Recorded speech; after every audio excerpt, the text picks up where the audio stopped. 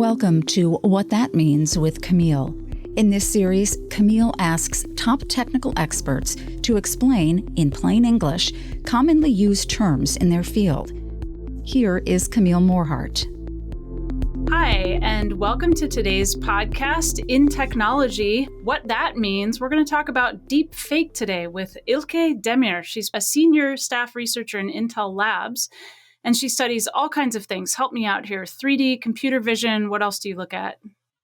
3D computer vision, geometry understanding with deep learning, deepfake, synthetic media, generative models, and more other things. I'm going to jump right into synthetic media because I was just looking at something like that. Are you talking about anchor people who are actually generated and delivering the news, or is this something else? Synthetic media can be everything around deepfakes, which is like facial reanimation and facial retargeting. It can be completely new people. It can be completely new humans. It can be 3D models of buildings or cities or like galaxies. So all of that is synthetic data in general.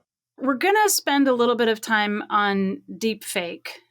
And I know most people have probably heard of it, but can you describe what it is and how it's used and if it's changed in the last couple of years? Synthetic media, videos, images, audio, or combination of them, where the actor or the action of the actor is not real. So you may be seeing me like that, but are you sure it is really me, or is it a deepfake of me? I think that is the most prevalent example. It started like the bloom of deepfakes started with the introduction of generative adversarial networks, or GANs, that was introduced in a paper in 2014. And in that case, it was like a very blurry faces with maybe grayscale. Like you look there, you see some kind of face, but not really photorealistic. Since then, it has been changed so much. So now there are so very powerful deep learning approaches with very complex architectures that we can actually control the face representation, we can control the head pose, we can control lighting, occlusions, we can control the gender, skin tone, and we can do it like between many different faces. So that is where we are right now. So what we see online is getting more and more dystopian, as we should not be believing what we see. I know that you've developed different detection methods, including real-time detection methods for deepfake video.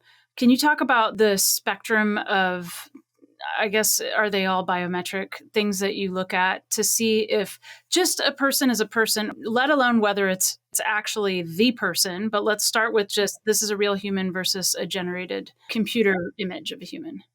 Generation and detection are arms race. Like the better, more photorealistic images or videos are coming, and then better detectors are coming. So in that race, researchers first introduced methods that are looking at artifacts of fakery in a blind way. So if the idea is if we train a powerful network on enough data of fakes and reals, it will at some point learn to distinguish between fakes and reals because there are boundary artifacts, symmetry artifacts, etc.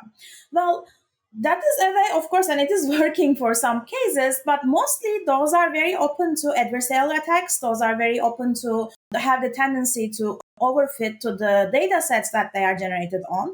And they are not really open for domain transfer or open for generalization capability of those detectors. We twisted that question. Instead of asking what is the artifacts of fakery or what is wrong with the video, we ask what is unique in humans. Are there any authenticity signatures in humans as watermark of being human? Following that kind of thought, we have many different detectors that are looking at authenticity signatures. Fake catcher is the first one. We are looking at your heart rate, basically. So when your heart pumps blood, it goes to your veins, and the veins change color based on the oxygen they are containing. That color change is, of course, not visible to us humans. We don't look at the video and say, oh yeah, she's changing color. We don't do that. But computationally, it is visible. And those are called photophotoplethysmography, PPG signals. So we take those PPG signals from many places on your face, create PPG maps from their temporal, spectral, and spatial correlations, and then train a neural network on top of PPG maps to enable deepfake detection. Now, that fake catcher is just one of them. We also have other approaches like eye gaze-based detection. So normally humans, when we look at a point, they converge on a point, right? But for deepfakes, it's like googly eyes. Of course, not as visible, but they are less correlated, etc. So we collect all the like size, area, color, gaze direction, 3D gaze points, all those information from eyes and gazes, and train a deep neural network on those gaze signatures to detect whether they are fake or not.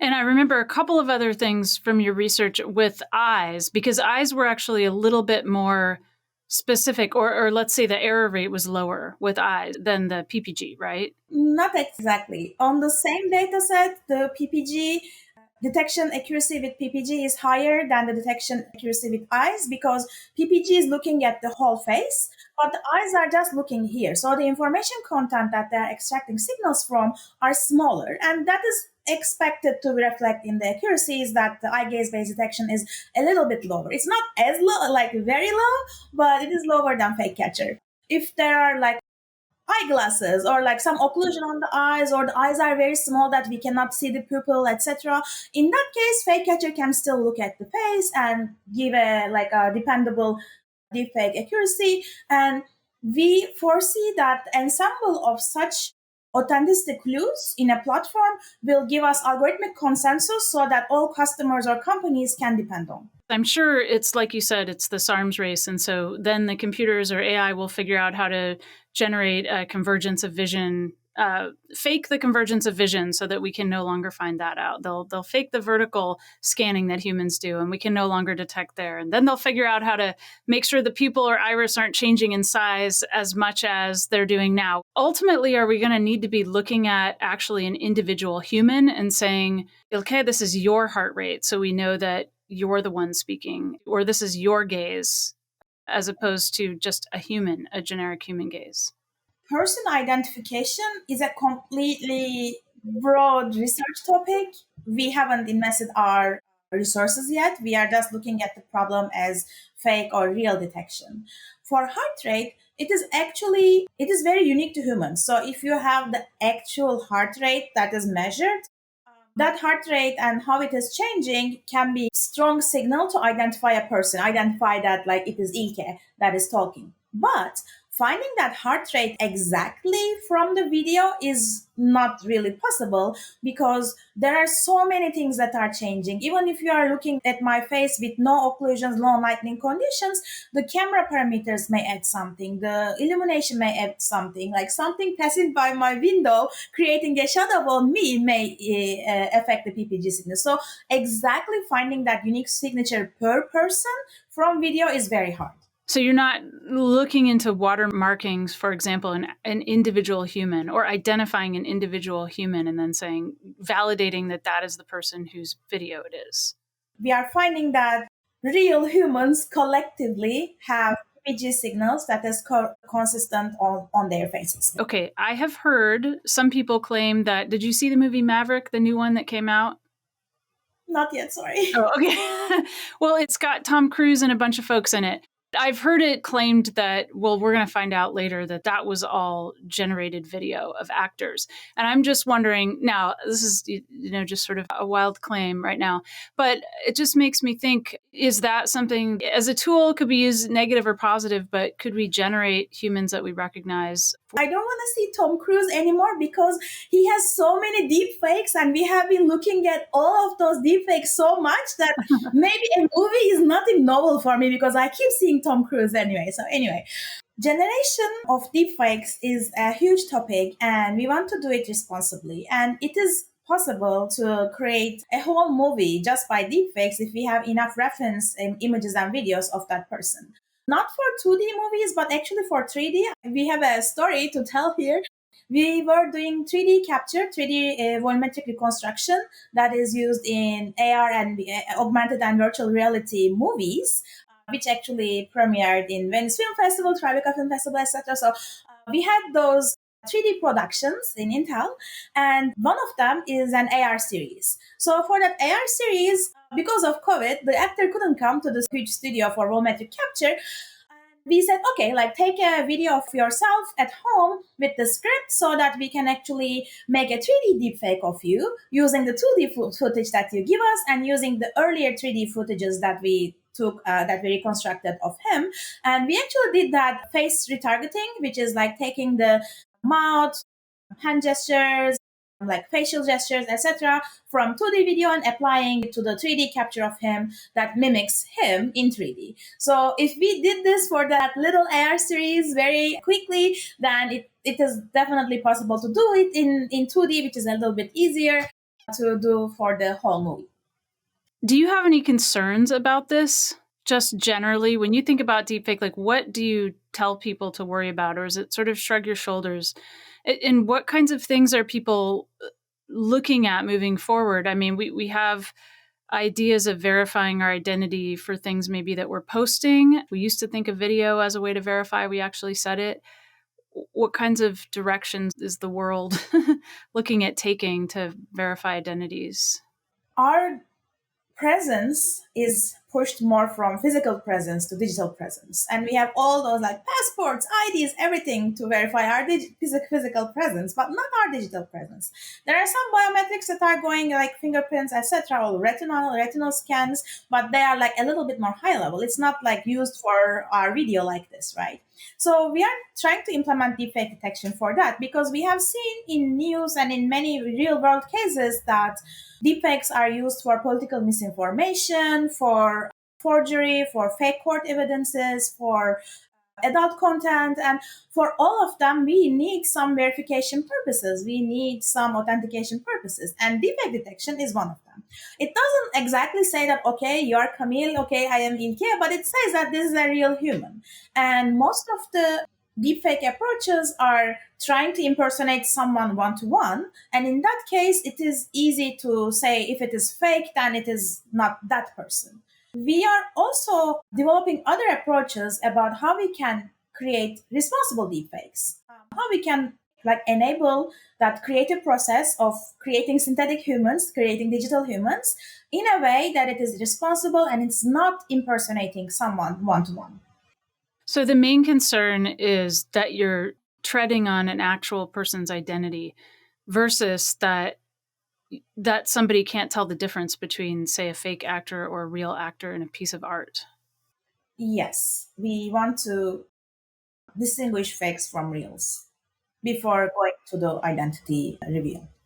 What's sort of your biggest concern around deepfakes that are out there? Recently, there was a video on social media platforms of Ukraine President Zelensky giving misinformation about the Russian invasion of Ukraine. So instead of that fake video not being uploaded to the platform or not being like marked as something, the platform waited for it to be reported as fake for like everyone went like, oh, this is not real, this is not real, this is fake, this is fake. And then something was done. But just like put yourself in the place of those people inside the war, inside the invasion, and they are trying to, like, they don't have that, oh, may it be fake mindset. They are like, something is coming, new information is coming, we need to believe he's saying that, etc. So in that emergency situation, you don't have that critic eye that is looking for fakes. And instead of that whole situation, if there was a deepfake detector in the ingestion step of that platform, then it would have at least given a confidence metric, a check mark saying that, okay, we believe that with 80% accuracy, this is a fake video, like believe it in your own discretion or share it in your own will. That didn't happen. So this is just the beginning. And especially for elections, especially for like defaming purposes, etc., deepfakes are really going there. There are like certain individuals that are really affected from those consequences, and we don't want that to happen. And that is like the worst part, I guess. Is that kind of the extent of where you think it's headed? That there'll be, we'll just say bad actors, I guess, out there impersonating people and putting things in their likeness that aren't true? Or is there some other kind of place that this could go? Well, that is the immediate case, right? Like we have heard that because of audio deepfake, some CEO was forced to give like millions of dollars away to someone, but that was just a deep fake. It wasn't real, etc. So those are only the immediate steps. But as those cases increase and increase and increase, it will at some point it will emerge in a place that no one will believe everything. Like even if someone is going out there and saying the truth with all the authenticity, people will say, "Oh, that's probably deepfake." Oh, like I won't believe it. Or like people that trust each other will share deepfakes unknowingly, and that will break the trust between those people. So all of these scenarios in an accumulated way is going towards a really dystopian future where there's social erosion of trust. And that social erosion of trust is not only affecting the future of media, future of digital personas, it is affecting the future of us as our culture. Our trust is degrading. Our things that we see are degrading. Like all of these combined in a, like where you want to be heard, where you want to be seen, you won't, because everyone will think that it is a fake, or like everyone will lose the faith in videos in digital formats. So will there be ultimately then some kind of movement toward establishing provenance when videos are made? Or by provenance, I mean the origin can be proved somehow or attested somehow as the true source? Exactly. You are just on that point. I was about to say that. So, of course, this is like the like evil future from generation standpoint. But from like other research, of course, there's detection as the short term. But for long term, there's media provenance research that is going on very in a collective way.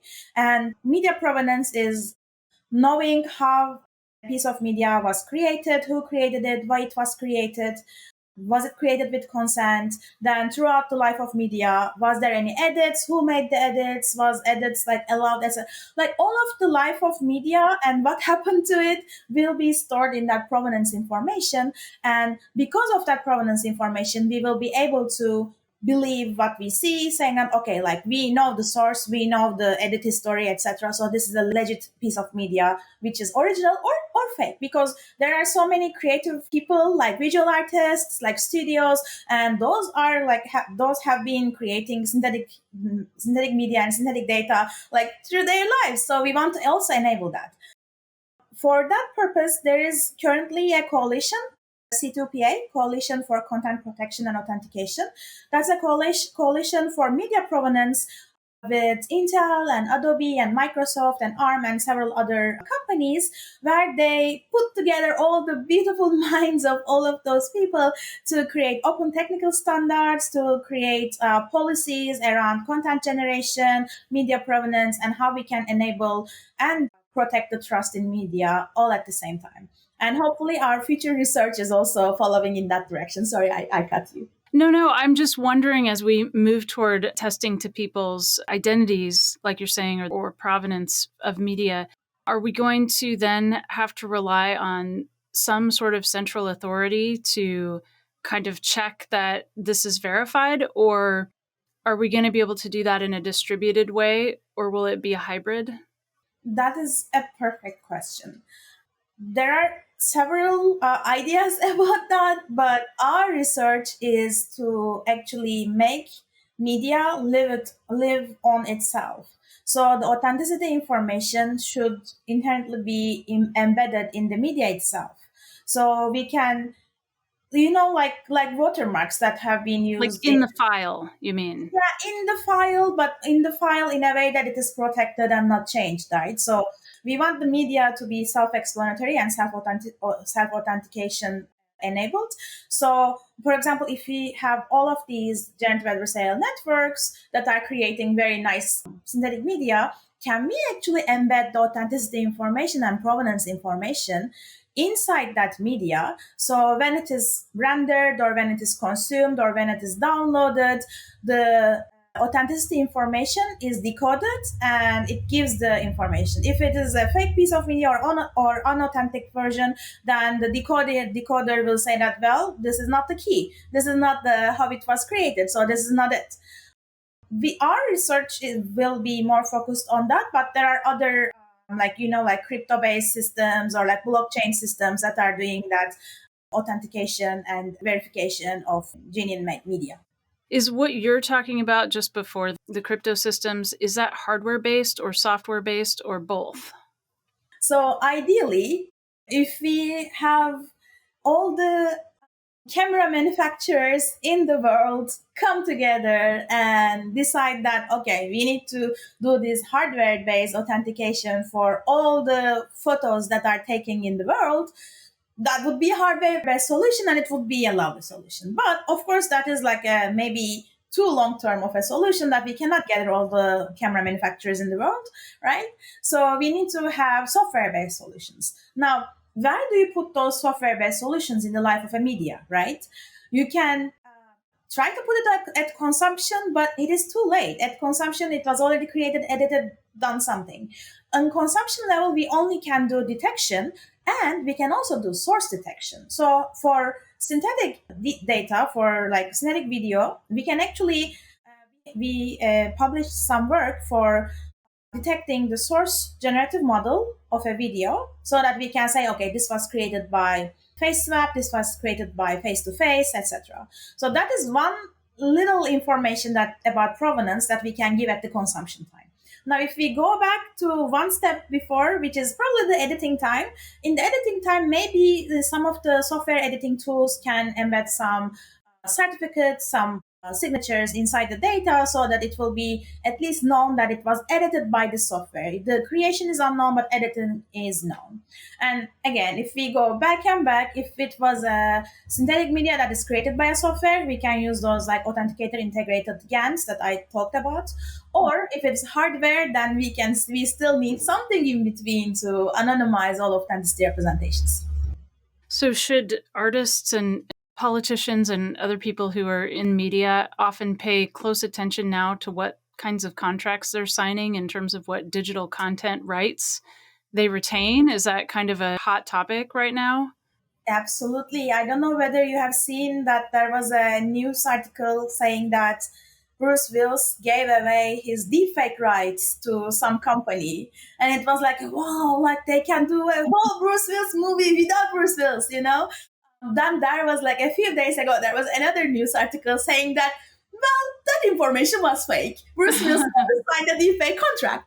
I think people are like, and especially in those cases, people are looking at more and more. I still wonder, like all of those Tom Cruise videos, like do anyone pay for Tom Cruise's likeness in that video if that video is going viral and they are making money off from that video, like for example, right? Or is there any revenue to Tom Cruise because his face is used? I don't know. So the laws and policies around deepfakes are emerging currently from different parts of the world, from governments. I think in US, deepfakes are still under fair use because they are different domains and for entertainment, so they don't need to be. I don't want to give wrong information about that. We actually had a nice collaboration in UCLA with some legal people that are working on that topic, so I would definitely refer those questions to them. But basically, that's the current landscape right now. What advice would you give all of us who don't have access to real-time deepfake detectors? What are we supposed to do right now when we see things? Of course, I won't say send them to me. We don't have that much capacity. Well, we are running the fake catcher. Anytime we see a viral video, we are like, okay, let's run fake catcher, and it catches. But yeah, of course, hopefully we are having some conversations with different companies about how we can present this to the users, open it to public, or at least can use it in their workflow whenever they have to verify third party information, or whenever some platforms are encountering those fake videos. So hopefully everyone at some point will have reach to those, and if you want to be one of those enablers, then reach out to us. So what should I tell my kids then when they're watching internet videos? How should I let them know, or how should I prepare them? I would say don't believe everything you see digitally. It may be incorrect, or it may be on purpose to deceive you. Hopefully there will be some online tools that they can actually consult to when they see some suspicious videos. So yeah, keep an open eye for things to not be correct, not be real. Again, Ilke Demir is Senior Staff Research Scientist in Intel Labs. What is Fake Catcher before we sign off? Fake Catcher is the deepfake detection solution that is created by me and my collaborator Umur Aybar Çiftçi to catch deepfakes based on heart rates. So based on PPG signals and how our veins are changing color based on our heart rate, we can find that deepfakes are fake and real humans are real. Thank you very much, Ilke, for your time. I really appreciate it. Thank you, thank you. Never miss an episode of What That Means with Camille by following us here on YouTube or search for InTechnology wherever you get your podcasts. The views and opinions expressed are those of the guests and author and do not necessarily reflect the official policy or position of Intel Corporation.